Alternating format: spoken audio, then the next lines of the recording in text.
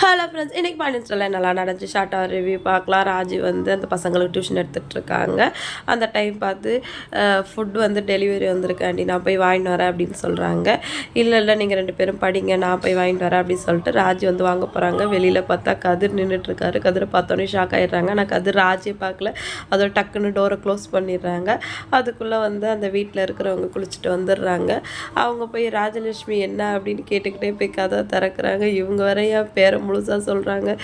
கதிர் வர கண்டுபிடிச்சா என்ன பண்ணுறதுன்னு சொல்லிட்டு ராஜு ஒரு பதட்டத்திலே இருக்காங்க. கதிர் வந்து அங்கேருந்து சாப்பாடு கொடுத்துட்டு கிளம்பிடுறாரு. அடுத்த சீனில் வந்து குமார் வந்து பொண்ணு வீட்டிலேருந்து எல்லோரும் வராங்க நம்ம வீட்டுக்கு, அதனால் பழனியை வர சொல்லணும் அப்படின்னு சொல்லிட்டு பாட்டி சொல்கிறாங்க. அதெல்லாம் ஒன்றும் தேவையில்லை அப்படின்னு சொல்லிட்டு ராஜோட சித்தப்பா சொல்கிறாரு. இருந்தாலும் இல்லை, அவன் வரணும், நம்ம தம்பி தானே அப்படின்னு சொல்லிட்டு ராஜோட அப்பா அவனை வர சொல்லுங்க அப்படின்னு சொல்கிறாரு. உடனே ராஜோட அம்மா வந்து ஹாப்பியாக வந்து பழனிக்கு ஃபோன் பண்ணி இந்த மாதிரி சாயந்தரம் பொண்ணு வீட்டிலேருந்து வராங்க, நீங்களும் கண்டிப்பாக வரணும், அவங்க அண்ணனுங்க வர சொன்னாங்க சொல்லவும் பழனி வர யோசிக்கிறாரு. சரி சந்தோஷம், நீ வர அப்படின்னு சொல்லி பாண்டியன் கிட்ட வந்து விஷயத்த சொல்கிறாரு. சரி அதனால என்னடா, நான் என்ன அவங்க அண்ணனுங்க மாதிரி நினச்சியா, சந்தோஷமாக போயிட்டு வா, 4 மணிக்கு நான் வெளில போகணும், நான் வந்தவொடனே நீ கிளம்பு அப்படின்னு சொல்லிட்டு பாண்டியன் வந்து வெளில போயிடுறாரு. கடைசியில் பார்த்தா பழனி இப்படி அப்படின்னு நடந்துட்டுருக்காரு.